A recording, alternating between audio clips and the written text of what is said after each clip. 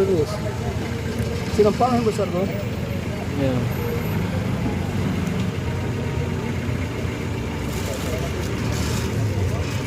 Nih.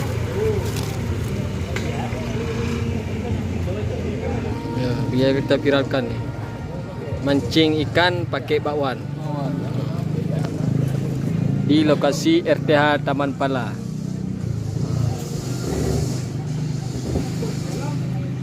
Ini sebelum mancing. Ya.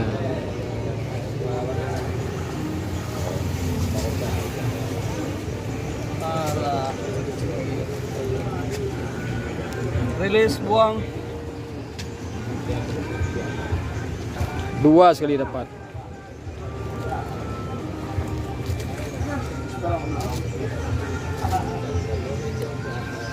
Kebuang. Selamat kan? Nah, selamat kali itu.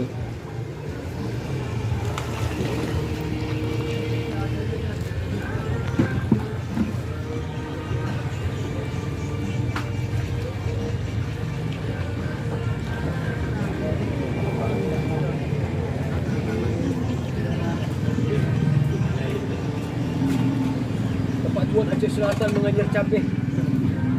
Lagi videonya Pak Sam. Ada aja bisa. Banyak kalau gini. Ini pakai bakwan. Umpannya jarang-jarang kita temukan mancing ikan pakai bakwan. Kemarin pakai tomat. Kemarin pakai tomat. Ini pakai bakwan langsung.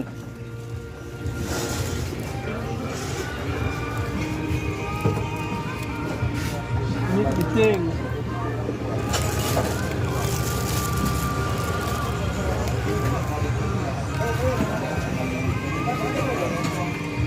Baik kan gede dulu. Lepuna nih bang. Apa nama ikan bang? Yang besar nih.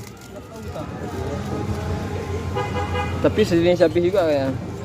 Beres. Besar sekali. Besar kali. Bisa makan bertahun-tahun itu. Ini buang kecil. Ya. Lu kena mata tewas nih. Tewas. Tewas. Besar.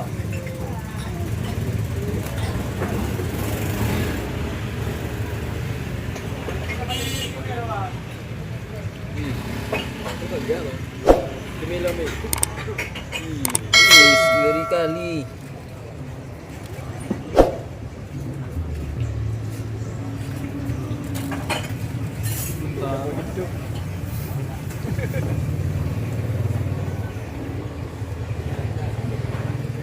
Apa umpannya tuh bang? Pisang. Bakwan.